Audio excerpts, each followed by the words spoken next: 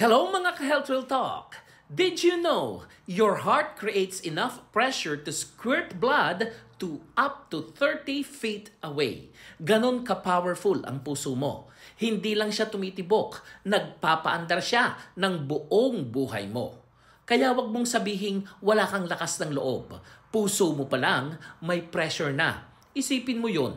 Araw-araw, walang reklamo, walang pahinga, hindi nag-iinarte. Basta tumitibok lang ng may buong lakas. Kung may part ng katawan mong hindi sumusuko, puso mo yun.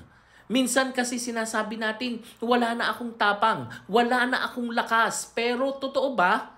Kasi kung makikinig ka sa katawan mo, lalo na sa puso mo, nandyan pa rin yung power, yung pressure, yung push para magpatuloy.